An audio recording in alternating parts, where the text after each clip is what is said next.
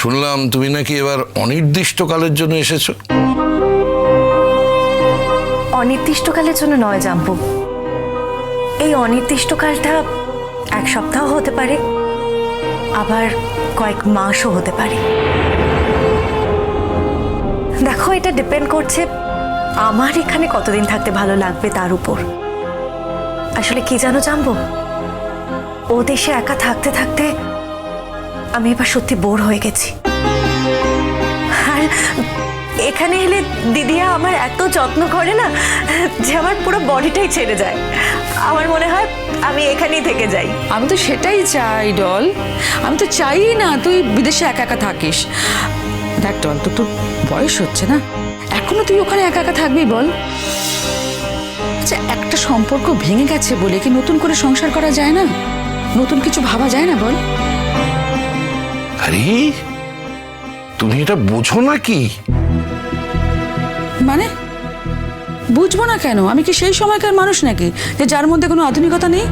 ও আছে বুঝি। দেখেছিস দেখেছিস কেমন টিস করছে আমাকে? না তা নয়, তুমি আবার এসব ব্যাপারে অনেক রকম কথাবার্তা বলো তো, ভীষণ কন্ট্রাডিক্টরি কথাবার্তা বলো। আমি সেইটাই বলছিলাম আর কি। ফলত তোমার এইরকম কন্ট্রাডিক্টরি কথাবার্তা আমি কি করে বুঝবো বলো? আমি কি কন্ট্রাডিক্টরি কথা বলেছি বলো, আমাকে এক্সপ্লেন করো, এক্সাম্পল দাও। ওই এক্সাম্পল দিতে হবে। ওকে, তাই যদি হবে, মানে জীবন যদি কখনো থেমেই না থেকে থাকে তোমার দৃষ্টিভঙ্গি অনুসারে, তাহলে তাহলে কি বলো, তাহলে কি?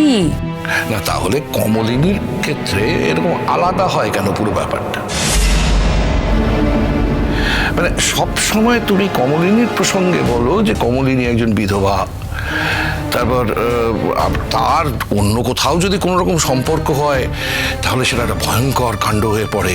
কারণ একজন বিধবা মানুষ, তিনটে ছেলেমেয়ের মা, এরকম লজ্জা নেই, শরম নেই, বেহায়া, এই কথাগুলো তো তুমি বলো না ওর সম্পর্কে? এই দুটো এক হলো? তুমি এই দুটোকে মেলাচ্ছ? না কিসে আলাদা? না আমাকে বুঝিয়ে বলো। কমলিনীর অল্প বয়সে তার জীবনটা শেষ হয়ে গেছে, তারপর জীবনের একটা সম্পর্ক চিরদিনের মতো নষ্ট হয়ে গেছে। এখন সে যদি মনে করে যে সে, তোমার সঙ্গে না কথা বলে কোনো লাভ নেই, তাই বলে নতুন? আমি তো মনে করি যে কোনো কারোর ক্ষেত্রে ঘটনাটা ঘটতে পারে। হ্যাঁ, নতুনের ক্ষেত্রেই বা ঘটবে না কেন? যদিও আমি জানি না সেরকম কোনো ঘটনা ঘটেনি, মানে আমার অন্তত জানা নেই, আর আমার জানার চেষ্টা মানে আমি করিও না কোনোদিন। আমি শুধু একটা কথা জানি যে ওরা দুজনে দুজনকে শ্রদ্ধা করে, সম্মান করে এবং ভালোবাসে। আর সেটাকে তুমি কোথায় টেনে নামিয়েছো সেটা তুমি খুব ভালো করে জানো। তারা কিন্তু কোনোদিন তাদের সীমানা বহির্ভূত কোনো কাজকর্ম করেনি।